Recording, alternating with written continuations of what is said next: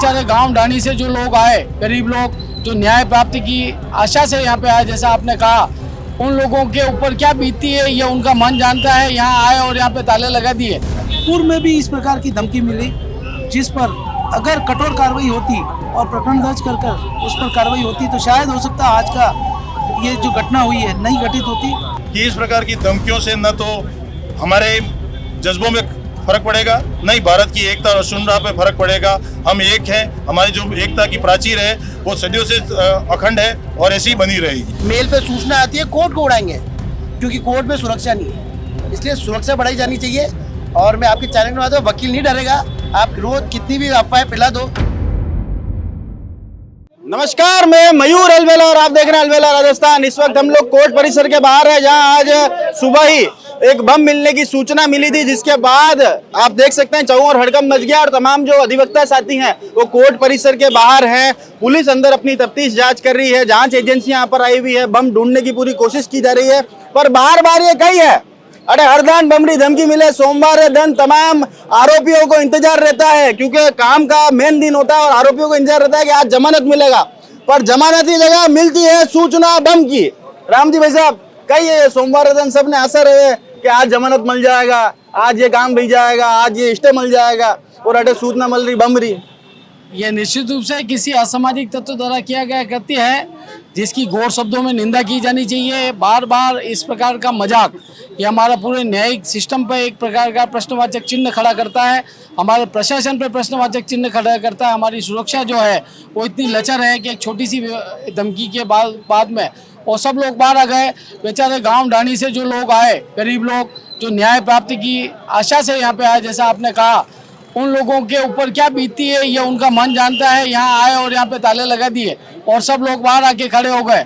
और आज मैं को प्रशासन से मांग करता हूँ कि प्रशासन को अविलंब ऐसे असामाजिक तत्व की खोज करके उसके खिलाफ प्रकरण दर्ज करना चाहिए और उसके खिलाफ कड़ी कार्रवाई करनी चाहिए, जिससे भविष्य में इस प्रकार की घटनाओं का सबक दिया जा सके। जी चेतनपुरी जी, क्या कहना चाहते हैं इस पूरे मामले को लेकर? देखिए, जिस तरह की जो ये घटना घटी उसकी मैं कड़े शब्दों में निंदा करता हूँ। और मैं तो ये कहना चाहूँगा कि पहले भी इस तरह की सूचना आई थी, इस तरह घटना हुई थी, और मैं आपके चैनल के माध्यम से हमारे कोर्ट मैनेजर से कहना चाहूँगा कि वो अविलंब इस तरह प्रकरण दर्ज करावें, जिससे कि दोषियों को मतलब उनको पकड़ा जाए, उनके खिलाफ कार्रवाई की जाए। क्योंकि न्याय मंदिर है, और आपने सही कहा था कि जो आदमी कितनी उम्मीदों से यहाँ आता है और जो यहाँ से निराश हो, क्योंकि हमारा एक आदिवासी क्षेत्र है और दूर दराज गाँवों से भी लोग आते हैं। अब वो वहाँ की मॉर्निंग कोर्ट है, कितनी बजे वो निकलते हैं, कितनी यहाँ आते हैं, और यहाँ आने के बाद पता लगता है कोर्ट बंद है। इस तरह घटना हुई है, तो मैं इस आपके चैनल के माध्यम से इस घटना का घोर निंदा करता हूँ। भाजपा में चाल रहे हो चिट्ठी बम, अटा मिल रही है बम बम रही धमकियां। क्या कहना चाहते हैं भाई साहब अध्यक्ष जी? आज सुबह डीजे साहब की मेल आईडी पर एक मेल आई कि 12:15 बजे न्यायालय परिसर में बम धमाके होंगे, जिस पर जिला न्यायाधीश द्वारा तुरंत ही संज्ञान लेते हुए जिला प्रशासन को सूचित किया। जिला प्रशासन द्वारा त्वरित कार्रवाई करते हुए न्यायालय परिसर को खाली कराकर न्यायालय परिसर की जांच की जा रही है। पूर्व में भी इस प्रकार की धमकी मिली, जिस पर अगर कठोर कार्रवाई होती और प्रकरण दर्ज कर उस पर कार्रवाई होती तो शायद हो सकता आज का ये जो घटना हुई है नहीं घटित होती। बार कार्यकारिणी और हमारे सभी साथीगण द्वारा तुरंत ही इस संबंध में हमने भोपालपुरा थाना को रिपोर्ट की है कि आज और पूर्व में जो धमकी दी गई है उस अज्ञात व्यक्ति असामाजिक तत्व के विरुद्ध प्रकरण दर्ज करे और शीघ्र उसके विरुद्ध कठोर कार्रवाई करे। किसके द्वारा इस प्रकार की मेल डालकर जो आज अराजकता का माहौल पैदा किया गया, उसके विरुद्ध कठोर से कठोर कार्रवाई की जाए, ताकि इस तरह की घटना भविष्य में नहीं हो। आपकी कार्यकारिणी में रिकॉर्ड हो गया है, 2 दान बम फूट वाली सूचना मिल गई है। इसमें कार्यकारिणी जिला प्रशासन को आई है और कार्यकारिणी द्वारा इसके ऊपर एक आप लोगों ने भी एक लेटर लिखा है कि इस पर तुरंत कानूनी कार्रवाई होनी चाहिए। लेटर नहीं लिखा सर, पूरी रिपोर्ट दी गई है और FIR दर्ज करने की मांग की गई है।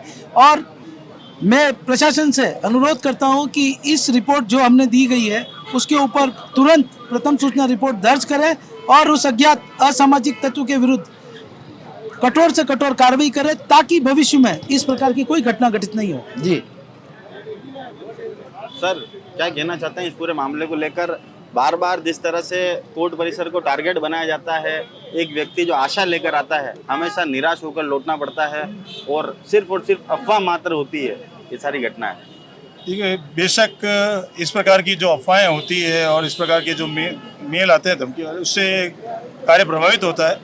लेकिन मानव जीवन पर कोई संकट वाली कोई बात भी आती है, भले वो अफवाह हो, तो मानव जीवन का जो उसको बचाने का ध्येय होता है। और इसी में जो प्रशासन द्वारा और कार्यकारिणी द्वारा जो कदम उठाए गए, गेट बंद कर दिए गए, सभी को बाहर निकाला गया, जांच एजेंसियां अपना काम मुस्तैदी से कर रही है। तो मानव जीवन पर अगर संकट आता है तो इस प्रकार के जो भी कदम उठाए जाते हैं वे बेहतर है कि कोई एक दिन का काम सफल हो जावे, इससे कोई बड़ी बात नहीं है, काम कल भी होते रहेंगे।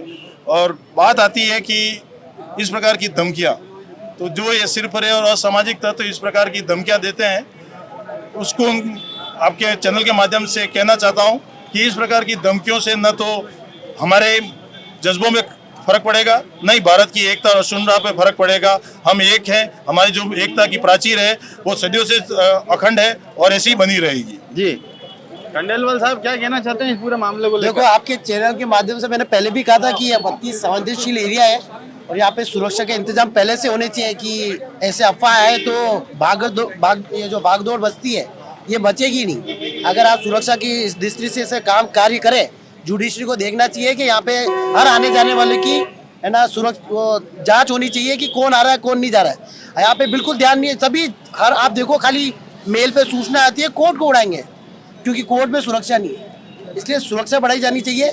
और मैं आपके चैनल में आता हूँ, वकील नहीं डरेगा, आप रोज कितनी भी अफवाहें फैला दो और हम लड़ेंगे।